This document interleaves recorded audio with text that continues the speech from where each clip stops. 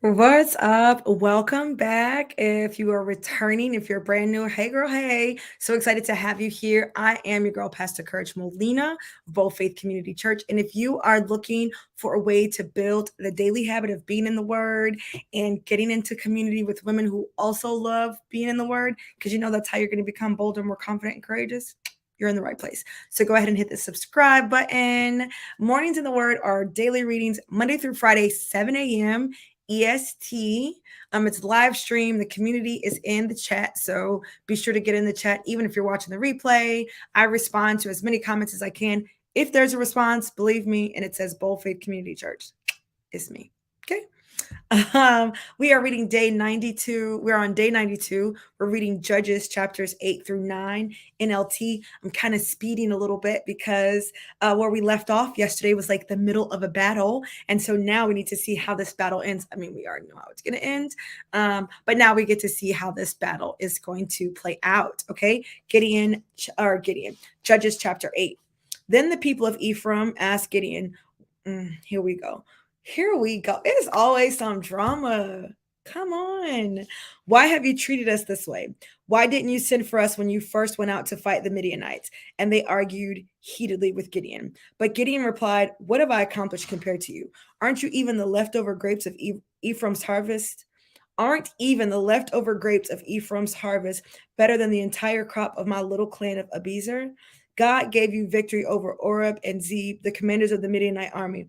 What have I accomplished compared to that? When the men of Ephraim heard Gideon's answer, their anger subsided.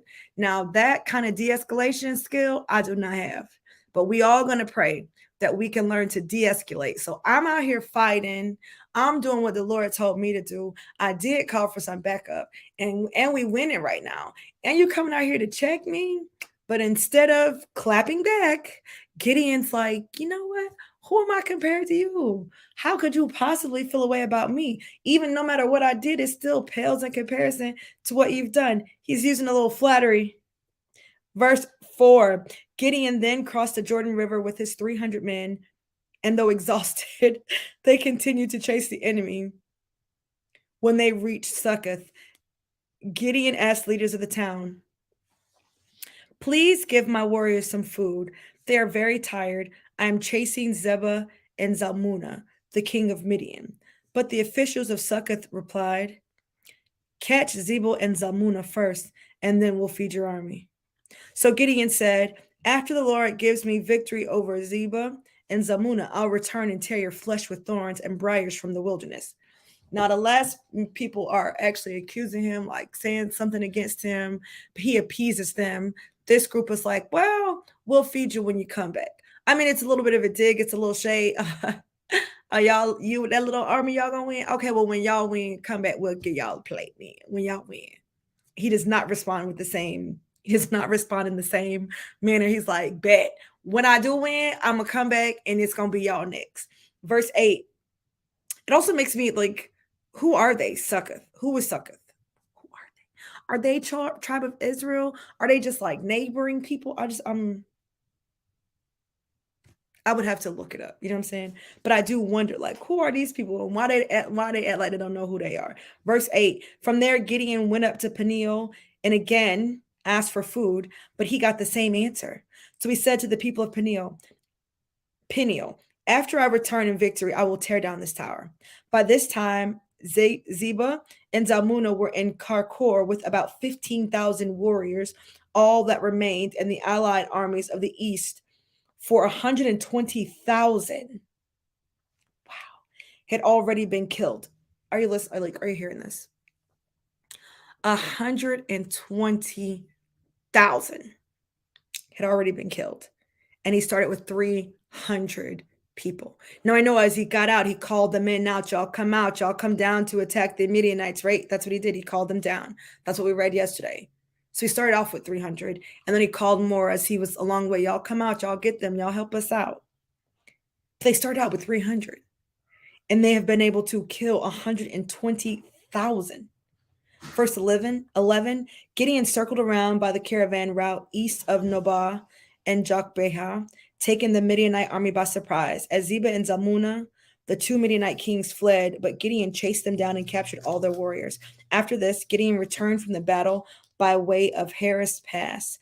There he captured a young man from Succoth and demanded that he write down the names of all the 77 officials and elders in the town. Gideon then returned to Succoth and said to the leaders, "Here are Zebah and Zalmunna. When we were here before, you taunted me, saying, 'Catch Zebah and Zalmunna first, then we will feed your exhausted army.' Then Gideon took the elders of the town and taught them a lesson, punishing them with thorns and briars from the wilderness. He also tore down the tower of Peniel and killed all the men in the town." Then, so they was in Israel. Then Gideon asked Zebah and Zalmunna, "The men you killed at Tabor, what were they like?" "Like you," they replied. "They all had the look of a king's son. They were my brothers, the son of my own mother." Gideon exclaimed, "As surely as the Lord lives, I wouldn't kill you if you hadn't killed them." Turning to Jether, his oldest son, he said, "Kill them." But Jether did not draw his sword, for he was only a boy and was afraid. Then Zebah and Zalmunna said to Gideon, "Be a man, kill us yourself." So Gideon killed them both and took the royal ornaments from the necks of their camels. I wonder why he wanted his son to do it. I'm just curious. Then the Israelites said to Gideon, "Be our ruler. You and your son and your grandson will be our rulers, for you have rescued us from Midian." But Gideon replied, "I will not rule over you, nor will my son. The Lord will rule over you. However, I do have one request, that each of you give me an earring from the plunder you collected from your fallen enemies." The enemies, being Ishmaelites, all wore gold earrings. "Gladly," they replied. They spread out a cloak, and each one threw in a gold earring he had gathered from the plunder. The weight of the gold earrings was 43 pounds, not including the royal ornaments and pendants, the purple clothing worn by the kings of Midian, or the chains around the necks of their camels. Gideon made a sacred ephod from the gold and put it in Ophrah, his hometown. But soon all the Israelites prostituted themselves by worshiping it, and it became a trap for Gideon and his family. That is the story of how the people of Israel defeated Midian, which never recovered. Throughout the rest of Gideon's lifetime, about 40 years, there was peace in the land. Then Gideon, son of Joash, returned home. He had 70 sons born to him, for he had many wives. He also had a concubine in Shechem, who gave birth to a son whom he named Abimelech. Gideon died when he was very old, and he was buried in the grave of his father Joash at Ophrah in the land of the clan of Abiezer. As soon as Gideon died, the Israelites prostituted themselves by worshiping the images of Baal, making Baal Berith their god. They forgot the Lord their God, who had rescued them from all their enemies surrounding them, nor did they show any loyalty to the family of Jerubbaal, that is Gideon, despite all the good he had done for Israel. What can I say? What can I say? I mean, after all of that, I mean, 40 years is a long time. It says for his life, 40 years is a long time. I wonder what their habits and their routines were. Do you see what I'm saying? Because 40 years of peace, if you have 40 years of things being easy and abundant, right? God knows I want 40 years of peace and like ease, and I'm on top and I'm not on the bottom and I'm not struggling. You know what I'm saying? Like that sounds great to me. Some of them had 80 years. Give me 80 years of peace before before you call me home. That sounds great and wonderful. But I could see how that time of peace, right, can cause them to forget, especially since they are all commingling with these other people. I wonder if things would have been different if they had the habit of reading the book of instructions, the book of Moses, the book of the law. I want because they had it now. I wonder if that might have helped if they had the habit of reading or having the word of God read to them, if that might have, changed up the outcome a bit. It's crazy. Chapter 9. Yeah, we're just reading first of all, chapter 9 is long. We're just reading chapter 9. One day, Gideon's son Abimelech went to Shechem to visit his uncles. Wow. Okay. One day, Gideon's son Abimelech went to Shechem to visit his uncles, his mother's brothers. He said to them and to the rest of his mother's family, asking the leading citizens of Shechem whether they want to be ruled by all 70 of Gideon's sons or by one man. And remember that I am your own flesh and blood. So Abimelech's uncles gave his message to all the citizens of Shechem on his behalf. After listening to this proposal, the people of Shechem decided in favor of Abimelech because he was their relative. They gave him 70 silver coins from the temple of Baal Berith. They then built a temple, which he used to hire some reckless troublemakers who agreed to follow him. He went to his father's home at Ophrah, and there on one stone, they killed all 70 of his half brothers. I mean, what son is this? Is this the son? No, so that son was Jether. Because I was about to say, is this the son he tried to get to kill and he did, but now he definitely killing now. No, but he had 70 something kids. And so all 70 of his half brothers, the sons of Gideon, killed on one stone. What? But the youngest brother, Jotham, escaped and hid. Then all the leading citizens of Shechem and Beth Millo called a meeting under the oak beside the pillar at Shechem and made Abimelech their king. Now, didn't Gideon tell them that the Lord was going to be their king? When Jotham heard about this, he climbed to the top of Mount Gershom and shouted, "Listen to me, citizens of Shechem. Listen to me if you want God to listen to you. Once upon a time, the trees decided to choose a king. First, they said to the olive tree, 'Be our king.' But the olive tree refused, saying, 'Should I quit producing the olive oil that blesses both God and the people just to wave back and forth over the trees?' Then they said to the fig tree, 'You be our king.' But the fig tree also refused, saying, 'Should I quit producing my sweet fruit just to wave back and forth over the trees?' Then they said to the grapevine, 'You be our king.' But the grapevine also refused, saying, 'Should I quit producing the wine that cheers both God and people just to wave back and forth over the trees?' Then all the trees finally turned to the thorn bush, the shade, and said, 'Come, you be our king.'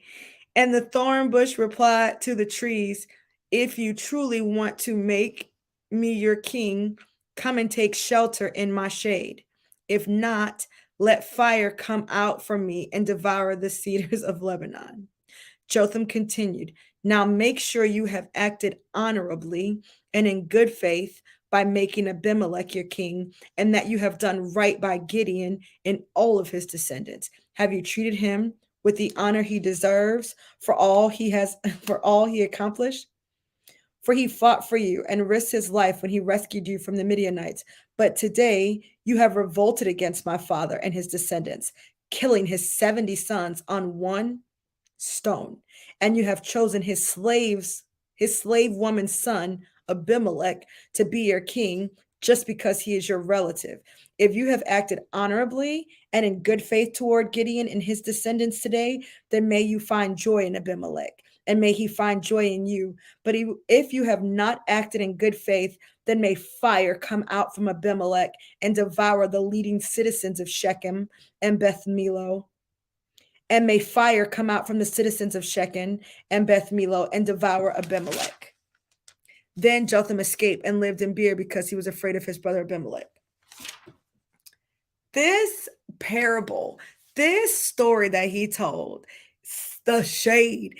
Do you notice the pattern of all the trees there? The olive tree refused. The olive tree produced something. The fig tree refused because the fig tree was producing something. The grapevine refused because the grapevine was producing something of actual value. Okay. But then y'all gonna go find a thorn bush that ain't producing fruit for nothing and nobody, and then make him king. So if he's the honorable one and y'all are doing what's right, then I hope that y'all bring each other joy. But if not, I hope that fire comes from him to consume y'all, and I hope that fire comes from y'all to consume him. He was brave in that moment. He was like, "Oh, let me go hide." You never did that? Sometimes you speak a word, you encourage somebody, you say something that needs to be said, and then after you say, you're like, "Ooh, you scared?" No? Okay. Verse 22. After Abimelech had ruled over Israel for 3 years, God sent a spirit that stirred up trouble between Abimelech and the leading citizens of Shechem, and they revolted. God was punishing Abimelech for murdering Gideon's 70 sons and the citizens of Shechem for supporting him in this treachery of murdering his brothers. The citizens of Shechem set an ambush for Abimelech on the hilltops and robbed everyone who passed that way. But someone warned Abimelech about their plot. One day, Gaal, son of Abed, moved to Shechem with his brothers and gained the confidence of the leading citizens of Shechem. During the annual harvest festival at Shechem, held in the temple of the local god, it's not the Lord, by the way, the wine flowed freely and everyone began cursing Abimelech. Who is Abimelech? Gaal shouted. He's not a true son of Shechem, so why should we be his servants? He's merely the son of Gideon, and this Zebul is merely his deputy. Serve the true sons of Hamor, the founder of Shechem. Why should we serve Abimelech? If I were in charge here, I would get rid of Abimelech. I would say to him, get some soldiers and come out and fight. But when Zebul, the leader of the city, heard what Gaal was saying, he was furious. He sent messengers to Abimelech and Arumah, telling him, Gaal, son of Abed, and his brothers have come to live in Shechem, and now they are inciting the city to rebel against you. Come by night with an army and hide out in the fields. In the morning, as soon as it's daylight, attack the city. When Gaal and those who are with him come out against you, you can do with them as you wish. So Abimelech and all his men went by night and split into 4 groups, stationing themselves around Shechem. Gaal was standing at the city gates when Abimelech and his army came out of hiding. When Gaal saw them, he said to Zebul, look, there are people coming down from the hilltops. Zebul replied, it's just the shadows on the hill that look like men. But again, Gaal said, no, people are coming down from the hills, and another group is coming down the road past the diviner's oak. Then Zebul turned on him and asked, now where is that big mouth of yours? Wasn't it you that said, who is Abimelech and why should we be his servants? The men you mocked are right outside the city. Go out and fight them. So Gaal led the leading citizens of Shechem into battle against Abimelech, but Abimelech chased him, and many of Shechem's men were wounded and fell along the road as they retreated to the city gate. Abimelech returned to Arumah, and Zebul drove Gaal and his brothers out of Shechem. The next day, the people of Shechem went out into the fields to battle. When Abimelech heard about it, he divided his men into 3 groups and set an ambush in the fields. When Abimelech saw the people coming out of the city, he and his men jumped up from their hiding places and attacked them. Abimelech and his group stormed the city gate to keep the men of Shechem from getting back in, while Abimelech's other 2 groups cut them down in the fields. The battle went on all day before Abimelech finally captured the city. He killed the people, leveled the city, and scattered salt all over the ground. When the leading citizens who lived in the tower of Shechem heard what had happened, they ran and hid in the temple of Baal Berith. I mean, do y'all hear this? It's the temple of somebody else. I'm going to come back. I'm coming back. Someone reported to Abimelech that the citizens had gathered in the temple. So he led his forces to Mount Zalmon. He took an axe and chopped some branches from a tree, then put them on his shoulder. Quick, do as I have done, he told them. So each of them cut down some branches, following Abimelech's example. They piled the branches against the walls of the temple and set them on fire. So all the people who had lived in the tower of Shechem died, about 1,000 men and women.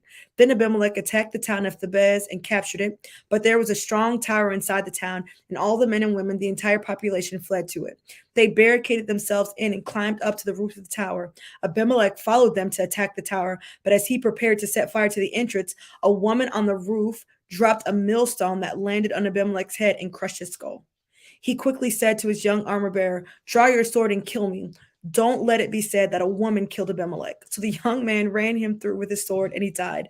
When Abimelech's men saw that he was dead, they disbanded and returned to their homes. In this way, God punished Abimelech for the evil he had done against his father by murdering his 70 brothers. God also punished the men of Shechem for all of their evil. So the curse of Jotham, son of Gideon, was fulfilled. Wow.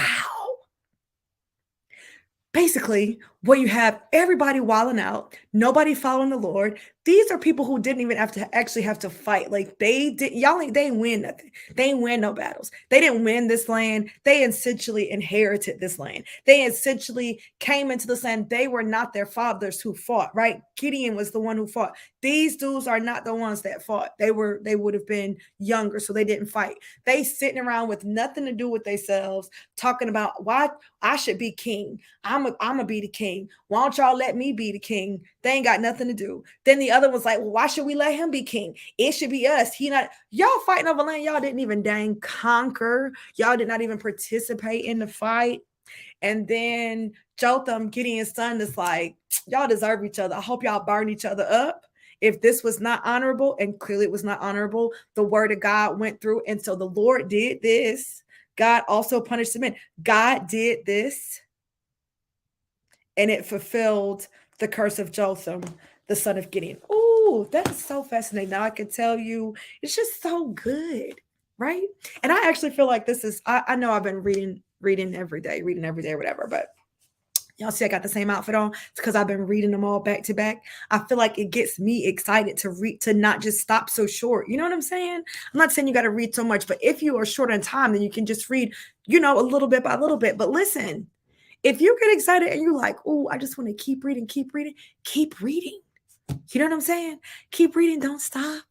Don't stop till you get enough. And I can't imagine that you'll ever get enough. The Lord's word is so good. It's good to my soul. All right, listen.